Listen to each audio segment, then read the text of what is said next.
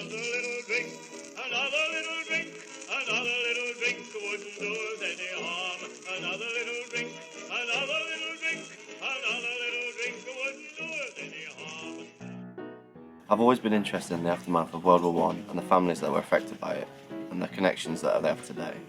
Being from Nottingham myself and a student at Nottingham Trent, and knowing like the students here were affected by the war, I'm really interested into looking into what really went on. My curiosity in this area has led me to work alongside the Centre for Hidden Histories, where later on I will be meeting with one of the researchers from this project to learn about the genealogy research process and dig deeper into the lives of these heroes.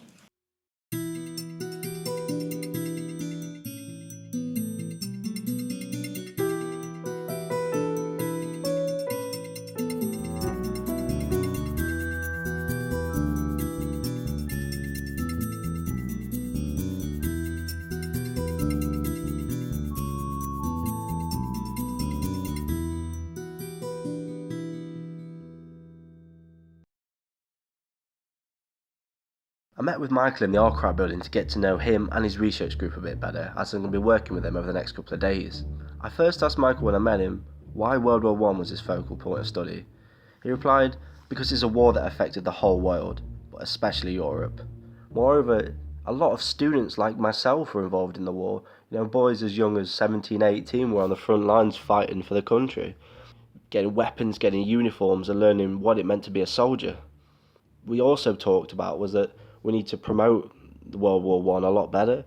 More things, the deeper things as individual battles, the things that went on, like how the soldiers felt, like what kind of experience it was, isn't something that people know a lot about, and it's a massive part of the war and a massive part about what Michael and his research group look into. The next thing that we're going to be doing is going to the manuscripts to meet Hayley. Hopefully in the manuscripts there's going to be a lot more specific information that she can show us. Right, so what have we got here? Okay, so here we've got some things from our university college collection. Yeah.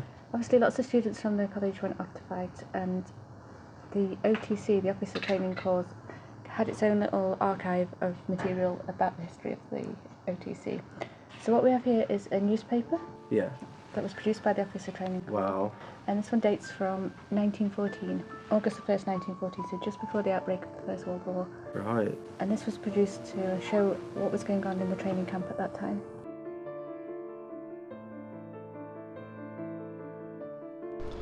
So here we've got the obituary in the gong of J.M. Atkin, who was the first man from Nottingham College to have been killed.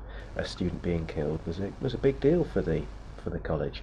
And so what we've got is we've got a full page obituary for the man, and we've got a portrait of him here.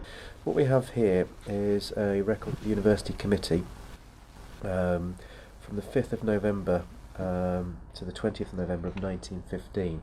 So this was in the months following the death of T.P. Black. Yeah, it's wonderful when you've got the actual documents. You can do a lot of research online Yeah. these days, as Mike was saying, but I don't think anything can compare to actually having the actual items here in front of you and actually seeing them and touching them. Yeah, tactile history. you don't really get like a feel of like how old it is or how it was like online, because it's just like a computer screen. So obviously having it in front of you, it really means you can like really look in close and get like, it's amazing. And anyone can come and look at these. All they have to do is register as a reader. Anyone can come. It's history that's here for everyone. Yeah. So I could just register as a reader and then come down and like explore these kind of things. Absolutely.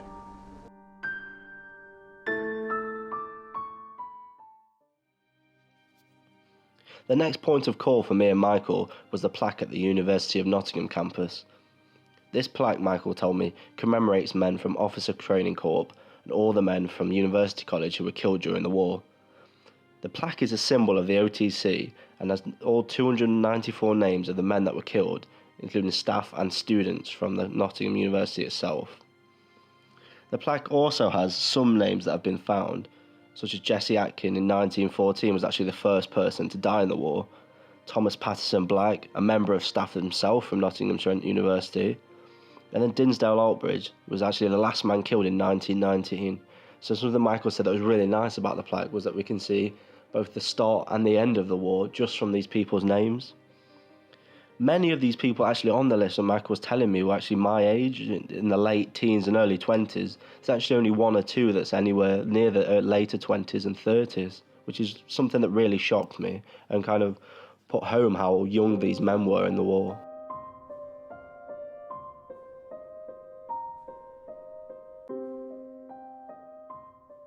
So I found the entry for Jacob Hardy Smith, but it's actually crowdsourced, so individual people can add material. So we added this photograph. This is a copy of his birth certificate that his family provided. And you can go in and you can do searches through census data, and you can find out who was in their family, where they were living. So we now know that Jacob Hardy Smith was born in Leicester in 1889, and this is the names of his family members. And because we're in touch with his family, we get images like this from the family collection, and we're told that that's Jacob there. We decided then to move on from people like Jacob Hardy Smith and look at the everybody else. So our first task was to transcribe all 224 names from the plaque onto a spreadsheet, which that took a fair time. Not as long as you'd think. It was quite straightforward. Yeah, it takes a lot longer to research the rest of them. So our ambition has been to fill in this whole spreadsheet, really.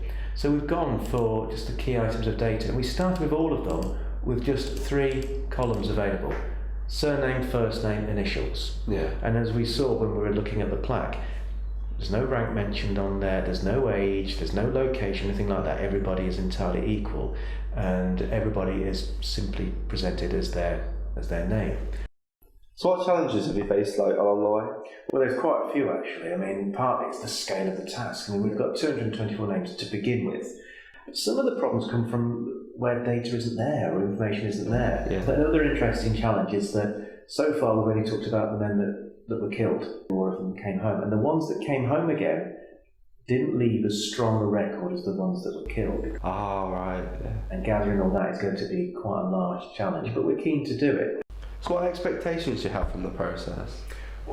We don't really know at the moment. This is part of the joy, part of the challenge of it, is that we know what we're doing at the moment, which is to research the names and get all that kind of information and collect it together, but it could really go anywhere. Yeah. I mean, really what we're doing is we're investigating as much as we can and then deciding what we can do with it. Yeah. We'd like to collect it together as much as we can. We'd like to make it available to the public, and really just to contribute to the collection of knowledge that we've got about the war. Through meeting Michael, who works for the Centre of Hidden Histories, I found out that they're a research group that really enjoys working with those from the Nottinghamshire area and just from anywhere really who want to find out more about their ancestry. They're currently working on a project on those who fell during World War I, and they're not just looking at the facts and the figures. They like to look at the personality of the person, the family around the person, just really who the person was. You can find out yourself by contacting the Centre of Hidden Histories, where they'll pass you on to other companies such as the archives and the other places that I went with Michael, and also by going on websites that we're going to leave a link to later. The thing that I really enjoyed about doing this process with the Centre of Hidden Histories and Michael was that I really loved working with people that were so passionate about the job, so passionate about history and finding out more, and the fact that they look at the personality and not just the facts and the figures, the fact that they look really into the people that you're related to is really good.